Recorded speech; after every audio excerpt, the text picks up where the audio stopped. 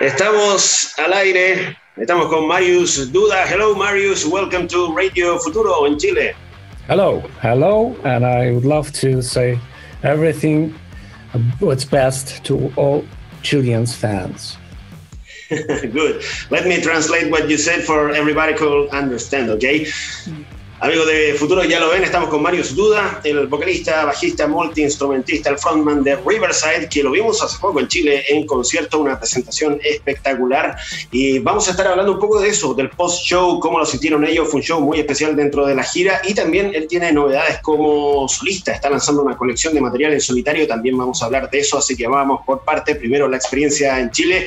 Well, Mariusz, a few days ago you were here with Riverside, giving an amazing show. We were there, so congratulations for that. We want to know, how did you feel on that day? Amazing. That was our biggest crowd on this tour so far. And the response was really perfect. So that the venue was beautiful. The audience was beautiful. Unfortunately, they had to wear the masks, but we totally understand that it was necessary. But in spite of this, the show was perfect from our side, for sure. Good. Bien, nos dice ahí que sí, una experiencia increíble, lo del último concierto en Chile, una de las fechas más masivas que tuvieron con más gente dentro de la gira y donde todo salió bien, la conexión con el público, el desempeño en el escenario, la energía. Y lo único que decía un poco latero, lo de tener que usar mascarilla, son las condiciones que hay por ahora, pero bueno, nada que hacer con eso. Pero todo bien, dice que estuvo perfecto y bueno, es parte también de la buena relación que han construido ellos con el público chileno. Han venido antes y sin duda que hay algo especial, pasa algo ahí con el rock progresivo, a ver qué es la impresión de él. Well, Mariusz, you have been here before. You built a very strong connection with the Chilean audience, and maybe there's something special here with progressive rock here at this side of the world. You say that it's one of the most massive gigs on the tour, so maybe there's something here special. I don't know. How do you see it? I believe that kind of music that we play is really popular in your country. And I know that many artists kind of associated with progressive rock or around prog rock can find a big audience in your country. I still remember when we started first, there was always lots of comments like, come to Chile. And we wish to be earlier, but unfortunately for the first time we've been in Chile 7 years ago, and now 7 years later, so only twice in our 20-year career, but still it was worth waiting because the reward was priceless.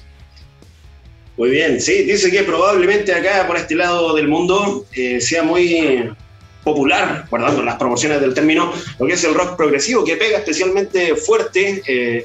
Hemos tenido varios antecedentes, varias bandas que les ha ido bastante bien por acá. Riverside lo comprobó también. De hecho, él decía que antes que vinieran acá por primera vez, recibían altos comentarios de parte de fans chilenos. Vengan acá, vengan a tocar. Y finalmente se dio, y con resultados como lo que vimos hace algunos días en el Teatro Caupolicán. Así que estamos muy contentos porque sigan bien las relaciones ahí con Riverside, y a ver qué es lo que viene también para la banda más adelante. Ellos están todavía con el último disco de estudio, Wasteland, que es ya de 2018, a ver si vienen más cosas para adelante. Mariusz, we want to know about the future for Riverside. You got your last studio album, Wasteland, that is from 2018, so what will come for you in the near future? We took a break for like 2 years because of the pandemic and everything. I mean, we didn't take a break because we've been releasing lots of things, but not the studio albums. And but now we return to ourselves, and with this tour as the beginning of the return, we also, in the middle of the shows, want to record our new album. And June 6th, that's the first day of the studio. I need to prepare the good announcement to that. And for 3 months, we are going to record the new album, and I hope we will finish this because the deadlines are cruel, and especially these days when you need to release the vinyl on time. So January 2023, that's the plan for the new Riverside album, on one condition, that we will do everything within the next 3 months possible. Bien, buenas noticias ahí. Dice que, bueno, contando un poco la historia, se tomaron un break, un pequeño receso de un par de años durante lo que fue la pandemia, donde, claro, al igual que ellos, muchos artistas no pudieron trabajar como siempre, y ahora tienen este tour que es un poco el reencuentro con ellos mismos y con la gente que están ahí reagrupando las fuerzas. Y ahora viene la actividad para el nuevo álbum. Nos decía que en los primeros días de junio entran al estudio a grabar, van a estar ahí 3 meses fraguando aquí este nuevo material, y la idea es que a comienzos del próximo año esté saliendo un nuevo disco de Riverside, así que buenas noticias ahí para estar atentos de todos los fans que nos están viendo. Así que bien, por el lado de Riverside, y como les decíamos al principio, nuestro amigo Mariusz tiene también novedades como solista. Está lanzando por estos días una nueva colección de material, un disco cuádruple, nos dice que no, pero sí, que salió de hecho este viernes 20 de mayo, de Lockdown Trilogy, una colección cuádruple, donde él explora otras facetas que tienen que ver con sus orígenes. Bueno, ahí nos va a contar bien. Well, Mariusz, that's the thing with Riverside, but at the same time you got your other news with your new release, the Lockdown Trilogy, your new collection of solo work that is very interesting. Please tell us about the idea, the concept of this. Let me start from the fact that, of course, I am mostly associated with Riverside. You know me from playing the bass guitar and maybe acoustic guitar and singing in this band. I'm also the composer. I mean, the main one. Of course, we have the people in the band. So, but some time ago, I've noticed that it's not enough for me. That's why I created Lunatic Soul. So I have Riverside and Lunatic Soul. And it was fun till the pandemic, because when I explored the days of pandemia, I realized that Riverside, Lunatic Soul are not enough for me as well. So I created the third musical world, and because I was always really into the electronic music, I decided to, this time in the pandemic, create only electronic music, which means no guitars, no vocals, only instrumental electronic music. I grew up on this. That's my heritage. That's my beginning with the music. So I just wanted to kind of, just underline the fact that it was really important for me. So during the pandemic, I released 3 albums, releasing that on tape cassettes and Bandcamp. And today you can have this. I don't have it with me because it didn't came yet. I would kill someone for that. But today you can have all these albums on the one beautiful package with the 3 CDs. Okay. Too long for translation, so you need to cut it out. We will continue then. Okay, lo que nos va diciendo, para ir contando también, que no se junte tanta cosa, que sí, hay que partir del hecho de que aparte de Riverside, él tiene también muchas otras inquietudes, toca muchos instrumentos y compone, y aparte de Riverside, había creado otro proyecto que es Lunatic Soul, que seguramente muchos fanáticos lo conocen, y ya con esto de la pandemia, teniendo que estar en la casa, empezó una especie de ejercicio introspectivo a recuperar sus primeras influencias y raíces que tenían que ver con la música electrónica. Así empezó Mariusz Duda en esto de la música, y empezó a realizar material en ese sentido, electrónica, sin guitarra, sin todo ese elemento rock, y sacó 3 discos que salieron en formato digital. y ahora sale la edición física, son los 3 discos más un EP de material inédito, eso es The Lockdown Trilogy, y seguimos hablando de esto. Está bien interesante esto de haber empezado la música electrónica. Mariusz, it's very interesting to hear you talk about your origins, your first moves in music related to electronic music. We always assume that the prog rock musicians started listening to rock music, but your first love in music were the electronic stuff. Can you tell us about that, about your first heroes in music, for example? One of my heroes just died 2 days ago, and it's really sad because I just heard that Vangelis just did a farewell to this world. I grew up on his music. I grew up on Jean-Michel Jarre music and Mike Oldfield, Tangerine Dream. I always adored musical landscapes. So I wasn't, my first music was not Jimi Hendrix, Led Zeppelin and stuff like that, no. I grew up mostly on the, keyboard soundscape. My first instrument was a piano and the keyboards.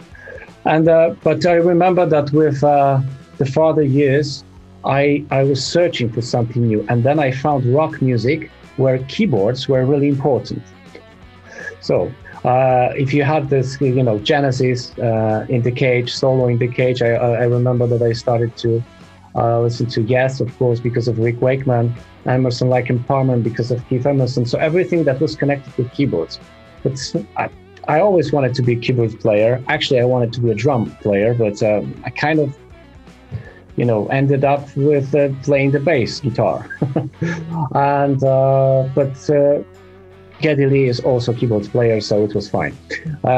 So this prog rock came later for me. And after that, of course, I started to explore many other things. I came up finally with the Beatles and music which is not connected with prog music and electronic music.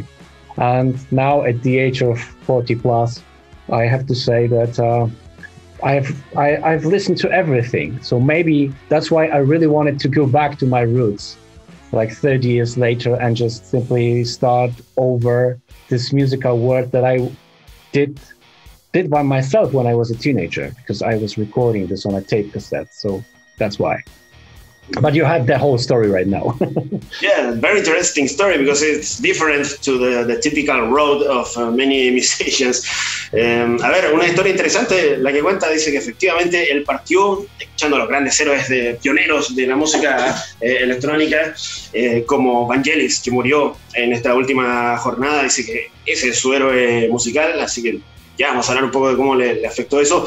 Tangerine Dream, Jean-Michel Jarre, los grandes próceres de esa música, y que por lo tanto sus orígenes no fueron como los típicos de la gente que toca rock, como Jimi Hendrix o otro tipo de artistas, sino que él llegó después al rock conectando con las bandas que tenían un factor muy importante en los teclados, que eso era lo que le gustaba a él. Entonces las bandas que tenían buenos teclados fueron las que le produjeron atracción.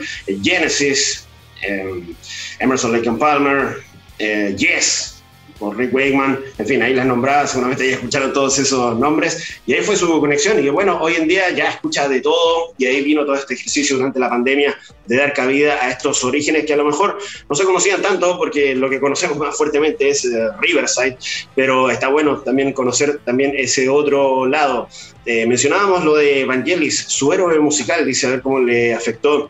Mariusz, you mentioned that Vangelis was your musical hero, so in which way his passing affected you as a fan? Well, I adored the fact that he created on the keyboard something that sounded like the whole band, especially on his early albums. I like his way of filling melodies, because melodies were always important for me. And one of the most important albums of his was themes, the themes from the movies. It's really simple and beautiful at the same time. Probably, when you ask the rock musician who is a fan of Pink Floyd and who adores David Gilmour, he always tell you that 3 notes are more important than 20, you know, and David Gilmour is the great example of that kind of guitar player. And I had the same with Vangelis. I mean, he also played very simple musical things, but they were just right in the spot. So I really adored that. And this diversity was also perfect because he created the music for the movies, but also, you know, it was a lot of things connected with the cosmos and you know, macrocosmos and microcosmos. That was really great. But the whole thing, and what's the most important, when I had the problems with my sleep, so instead of taking medications, I was listening to 1492. Yeah. And the last song was like there's names of the ships, Pinta, Minta, Santa Maria. I don't remember this, but there was like the 8-minute song piece that always helped me to get some sleep. So it was much better than drugs. Good. Sí, nos cuenta ahí lo que recuerda de Vangelis, su héroe musical que acaba de fallecer, que dice que lo que le gustaba era que a través de sus teclados podía sonar como una banda, como una orquesta completa, lo que hacía con las melodías, que era increíble, que a él en lo particular le gusta mucho todo lo que tiene que ver con las melodías, y el hecho de, como siempre se comenta a veces en el rock, de a veces lograr con pocas notas hacer mucho, que a veces tocar sencillo puede ser más que llenar de cosas complejas, que eso tenía un poco Vangelis. Podía ser algo simple, pero al mismo tiempo muy hermoso. También destaca su música de películas, por supuesto, y una pequeña historia de que durante un tiempo él tenía problemas para dormir y en vez de tomar pastillas o drogas y cosas, lo hacía con una de las últimas canciones de la banda sonora de 1492, La Conquista del Paraíso, una de esas canciones que tenían que ver con los barcos, la Pinta, la Santa María, y que con eso lograba dormir mejor que drogarse. Así que está interesante esa historia. Vamos a ver qué planes tiene también con este álbum. No sé si saldrá a tocarlo también. Mariusz, tell us about your plans to promote this Lockdown Trilogy. Do you have plans to go on tour or something? I don't know. Well, actually, if I want to have several musical worlds and do this simultaneously, I, unfortunately, for some projects and fortunately for others, focus only on one main promotional thing, like, I don't know, playing live shows, for instance, and the rest should be as a studio projects. Otherwise, I won't have time to split myself. So with Riverside, when we release the new album, we're always going on tour. When I do something as a solo artist, like Lunatic Soul or now this trilogy, I need to leave it as a studio project for now. When the time comes, if for instance Riverside will take a break and will decide to don't release the new albums, because I don't want to kill the band only to explore myself as a solo artist. No need. You can do these things together. But when we will, I don't know, take a break or something, so I may use that for doing something like the solo live shows. But for now, I chose to focus with the shows only with Riverside, and the rest just explore as a studio artist, because we live in that times that it can be also interesting for many people when they have the album still, or listening to the streaming, whatever. I'm not doing this to, speaking of doing my solo stuff, I'm not doing this to mostly to explore myself. I don't want to say like to earn money, because it's really important for me, but not in any case. I mean, like with Riverside, should be fine for now. Okay, and talking about these side projects, this solo work and Lunatic Soul, how good is for you to do these other works, to take some fresh air from the work of Riverside, which is your main band, we know, but maybe it's good for musicians to make different things, to express different ideas. Maybe some of these ideas can finally be put in some way in Riverside, I don't know, but sure. How good is for you this exercise? Well, I need this mostly. It's just like the practicing for me. With Riverside, we are a band, but as I mentioned, just most of the music comes from me. These are my stories. I'm just bringing the story to the guys and say to them, I have the idea for that kind of album with that kind of music. What do you say about it? And they say, sure, let's do this, you know. So we don't have the brainstorm. It's always like they're helping to express my feelings. And I believe that maybe because of that, I need to kind of take some inspirations from different places, you know, to work with different people and explore different areas. And in spite of progressive rock music, I'm also a huge fan of dark folk music, Dead Can Dance music, all these, you know, from the other dimension thing, and electronic music. So I just wanted to have these three parts kind of keep separated thanks to this. For instance, when I'm really into the electronic music, I don't have to put that kind of stuff to Riverside. I can focus on, let's say, this prog rock now, right? On the other hand, I can use some electronic stuff. The same as with Lunatic Soul. I think I just needed to separate these words because thanks to this, it's more clean, if you know what I mean. It's less messy. And I like when my musical projects have its own identity. I don't want to put everything to one album. I just wanted to have something that it's coherent, so that you can explore, but at the same style. Bien, diferentes cosas. Lo primero, dice que no necesariamente habrá una gira para promover este lanzamiento solista que tiene ahora, que es más un ejercicio de estudio, como de introspección personal, más que salir a mostrarlo de esa forma.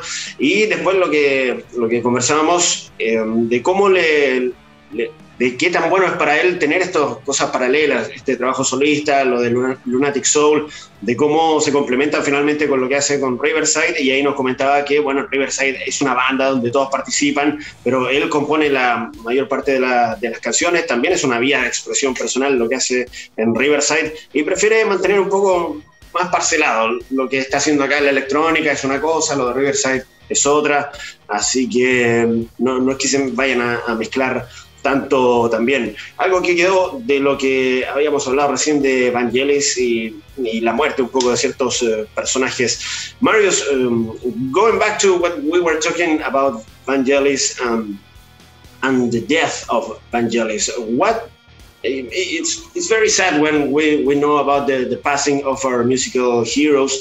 I want to know what does the death means for you? You know, we have seen many of our musical heroes die, and in the case of Riverside, we have the passing of Piotr, your bandmate. So maybe you have some special idea about what means death for you, and how do you deal with that? Well, I'm a melancholic soul. There's something like death always fascinated me. Dream always fascinated me, and some mental diseases fascinated me because all these subjects you can find in my lyrics. A Lunatic Soul is a story that has 8 chapters and are connected with death and suicide and death, and the journey in the afterlife and going back to life. So I guess I kind of explored this death subject very intensely on the Lunatic Soul story. But about Riverside, I try to avoid the subject. Unfortunately, life happened, and I experienced 2 deaths of my best friends. And because you need to know one thing, like, when we released Love Fear and the Time Machine, there was a song that I dedicated to my friend Grzegorz Kokocha. He was the guitar player, and the song was made for him. But when Piotr Grudziński died, it of course became his song, sort of way. So some even people were surprised why I wrote these lyrics. It was just like the prediction of something, but it was, I just wanted to underline that it was not the song for Grudziń, it was song for my other friend. But I lost in a very short time 2 really close friends, and I lost my father. So I had a terrible, terrible year. And it kind of course, everything inspires me. So this tragic, if you're tragic even being an artist in your life, when something tragic happens, you can always make something like the new album, for instance. You can always, transform this into your art. And this is what I do when something bad happens. If it's depression, if it's, sad moments or tragic moments, or when it comes to death as well. So I always have my art as a defense. Good, thank you. Sí, nos contaba acerca de su idea de la muerte, que partimos por lo de Vangelis, de cómo afecta ver morir a un héroe musical, y es algo que lo ha tocado de cerca también, por lo que hablábamos de Piotr Grudziński, el ex integrante de Riverside, que falleció hace algunos años, y nos contaba que él se considera a sí mismo como un espíritu medio melancólico, que siempre se ha interesado por estos temas, la muerte, las enfermedades mentales, ciertas cosas, y que por ahí les dio cabida en proyectos como Lunatic Soul, y que, claro, son cosas muy especiales, que ha perdido gente cercana en su vida, que hay una canción incluso del disco de Riverside, Love, Fear and the Time Machine, que fue por un amigo que había muerto, después ocurrió lo de Piotr, así que de alguna manera pasó a ser como una canción que tenía que ver con Piotr, porque tenía que ver con esos sentimientos, y dice que es de la idea de estos sentimientos fuertes poder transformarlos a través del arte, que el arte ahí pasa a ser una herramienta, una defensa contra estas cosas que nos afectan a todos, que es la pérdida de nuestros seres queridos. Las palabras de Mariusz Duda comentando un poco al respecto, y ya nos va quedando poco tiempo. Ha sido una interesante conversación.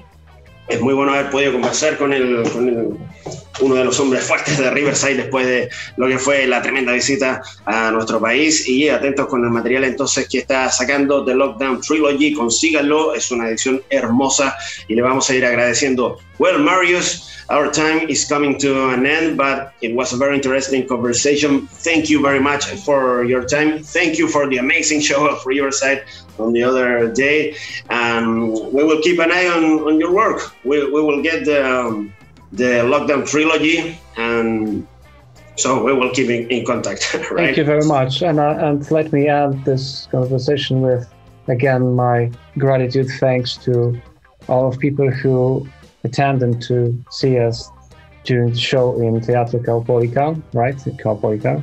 And it was really great experience for us, and we are looking forward to come back next year after new album, during the new album promotion. So I promised that already during our show, but I hope we don't have to wait another 7 years to come to Chile, because it's such a waste to be here without you guys, really.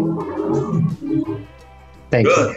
Yes, you have to come back. We will wait for that. Nos dice ahí otra buena noticia también, que quieren volver a estar pronto de vuelta por acá, que no vuelvan a pasar 7 años, dice, para otro concierto. Así que dice que probablemente el próximo año estén nuevamente por acá, cuando ya esté el nuevo disco afuera. Así que atentos con lo que venga con Riverside y con lo que haga Mariusz Duda también como solista. Nosotros llegamos hasta acá. Muchas gracias por este contacto.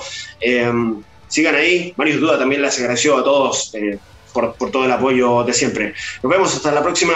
Chao, chao. Bye, bye.